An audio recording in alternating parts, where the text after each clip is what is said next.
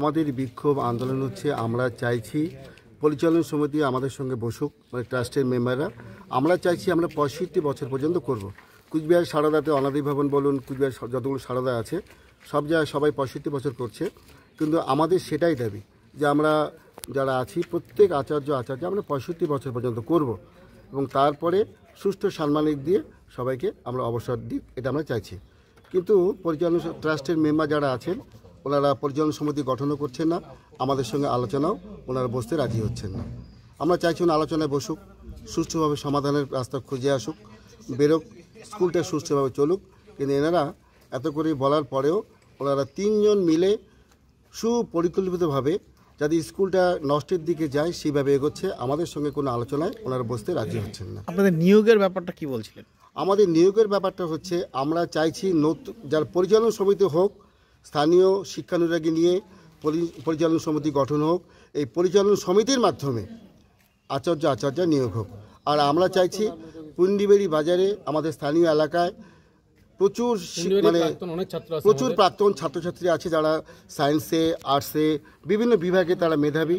আমরা চাইছি এই স্থানীয় ছেলেমেয়েদের নিয়ে স্কুলটা মানে ওদের নিয়োগ করা হোক প্রাক্তনদের নিয়ে, তাহলে বিদ্যালয়টা সুষ্ঠুভাবে চলবে। বলছি যে আমি তো স্কুলে শুরু থেকে আছি, আমি 34 বছর পর্যন্ত স্কুলের কাজ করেছি আর কি।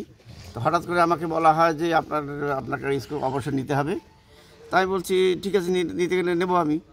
তারপরে আমাকে হঠাৎ করে বাড়িতে আমার একটা চিঠি আসে পোস্ট অফিস থেকে। তো আমি আগে জানতে পারি সামান্য কিছু টাকা দেওয়া আছে, তো আমি সেটা গ্রহণ করিনি। আমি শুধু বলছিলাম যে আমার সঙ্গে একটু বসা হোক। আমি তো স্কুলে 34 বছর থেকে কাজ করছি না, তো আমি তো বাইরের কেউ না। তা আমাদের এখানে এরকম সিস্টেম নাই যে পোস্ট অফিসের মাধ্যমে কিছু দেওয়া, আমরা পারিবারিক স্কুল। তা আমার সঙ্গে একটু বসা হোক, আমরা তো কিছু বলা থাকতে পারে। কিন্তু আমাকে বলা হয়েছে যে এই টাকাটা না নিলে এইগুলো যাবে ওগুলো যাবে। মিটিং হয়েছে, আমাদের এরকম ব্যবস্থা আছে যে যদি 60 বছর অতিক্রান্ত হওয়ার পরে সে যদি সুস্থ থাকে সে কিন্তু 5 বছর পর্যন্ত কাজ করতে পারবে যদি সে সুস্থ থাকে। তারপরে আমার এক্সটেনশন করা হয় 1 বছরের। তো সেই অনুসারে আমি স্কুল কিন্তু বাদ দিইনি আজ পর্যন্ত। তো আমি আসতেছি, আমাকে সই করতে দেওয়া হয় না 3 মাস থেকে বেতন, মানে আমার সাম্মানিক যেটা সেটা দেওয়া হয় না।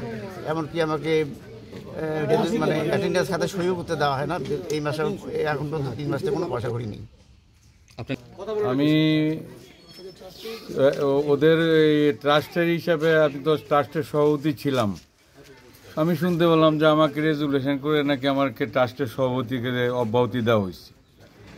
বর্তমানে তো আমি শুধু ট্রাস্টের সভাপতি, ট্রাস্টের সদস্য, এবং এর আগেও আমি 15 বছর বিদ্যালয়ের সভাপতি ছিলাম।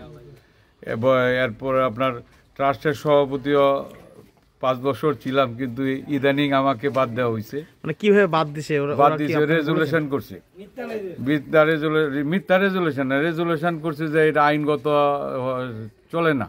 মানে কি কারণ দেখিয়েছে আপনাকে যে এটা আমাদের আইনে নাই, এই জন্য আমাকে বাদ দিছে।